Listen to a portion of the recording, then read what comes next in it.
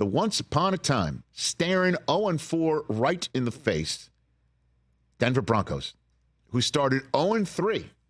And boy, there was a hard 0-3. I mean, an awful hard 0-3. That's what happens when, you give up 70 points in falling to 0-3. So many points. The Dolphins just scored again is the phrase that you always would say in the media. And the Broncos followed up that boat race destruction at the hands of the Dolphins by falling down 28 points to the Chicago Bears, the equally 0-3 awful-looking Chicago Bears. And, man, did that look dark. But who knew it was the darkness before the dawn? Because look who's 4-5 now. 3 wins in a row. Sean Payton's Denver Broncos. And, man, bless this guy, man. Russ looks totally different. Does he look like the Russ of Seattle? He does not.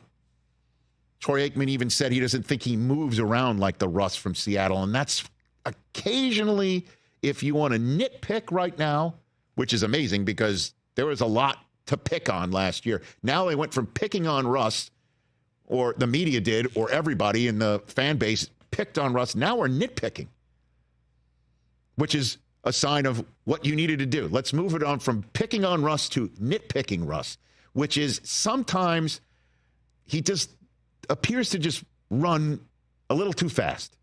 Doesn't hang in there. If you got a nitpick. We're nitpicking. But he is absolutely making Russ-like throws. The touchdown to Cortland Sutton is one of them. Rainbowing it in. Unreal pass. Okay. Unreal catch. And it looked like, where's he throwing that? Oh, he's throwing it away. No. It looks like he was throwing it away. No. And then Sutton dragged the toe in what was initially not a touchdown, ruled a touchdown. And then the first of 2 missed extra points, which was Denver's issue. They did everything right except put the ball in the end zone. And you have to credit the Bills' defense on that. But you have to credit the Denver Broncos not quitting on this season, quitting on Russ, quitting on their coach, quitting on themselves. They didn't do it. And that was the question. Did they quit on their coach? Did they quit on Russ? Did they quit on themselves in Miami? They're 4-5. Javonte Williams coming back from his knee injury last year. He looks like, what would you say? Is he Peyton's Kamara here? Not as much out of the backfield, Not as much catching out of as the much as backfield Kamara, and kind of dump offs. But they ran the ball over 30 times last night. Yeah. It was a concerted effort to run the ball. They ran the ball over 30 times last night. And Russ is making, he's not throwing it too deep, but he threw some chunk plays last night on some third downs with Jerry Jeudy. Sutton made some nice third down I was just grabs. looking this up. He's 23rd in pass yards on the year, only 1,800 pass yards, 6.9 per attempt. Not a great stat, but he is 4th in quarterback rating. He is being very efficient. Lowest interception total of any full-time starter for the whole year, only 4, 18 touchdowns. He's getting it done right now. They didn't quit at the trade deadline. They didn't trade Surtain when the whole free world thinks that maybe he's available.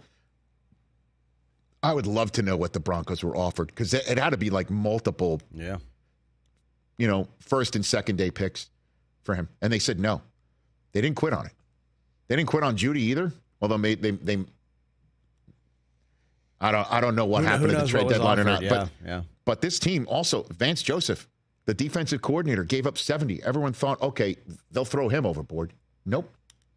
And this defense, they're tight. They're playing some really good football, the Denver Broncos right now. They are 4-5. Again, Denver wound up almost falling to 0-4. They fall to 1-4 after the Jets beat them. They've beaten Kansas City, Green Bay. They've beaten Green Bay, Kansas City, and Buffalo in back-to-back weeks. They're 1-5. Yeah, they're 1-5. Yeah, they've beaten Green Bay, Kansas City, and Buffalo. And look who's next on Sunday Night Football. And you're like, why are they not flexing out of that? Right? Well, look at that game now, brother. Well, 2 weeks ago, that was what are we doing? Broncos to go to 5-5 at home against the Josh Dobbs experience. I'm here for that. The team with the longest winning streak, active winning streak in the NFL, pulling into Denver next week. And if Denver wins that one, they're home for Cleveland on the Sunday of Thanksgiving weekend. How fun is Denver at Houston looking like right now? They play 3 in a row on the road, including a Saturday game that I'm going to go out and say, of the 5 games that NFL Network has apparently on the docket, we get 3 of them for that week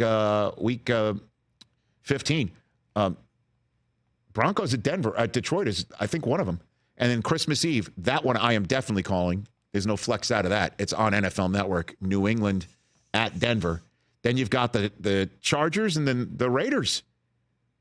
That could be a big one at the end of the season. Congrats to the Broncos playing themselves back into relevance, contention, and you could easily say these 3 last wins, 4 out of their last 5, 100% a sign of a culture change and a page turn in Denver.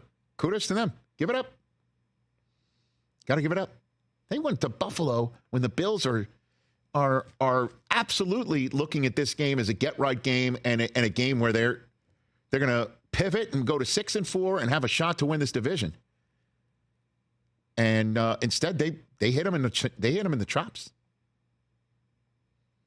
They got lucky at the end where the Bills are putting a 12th man on the field. Yeah. I get it, but got lucky. But give it up. Home primetime games.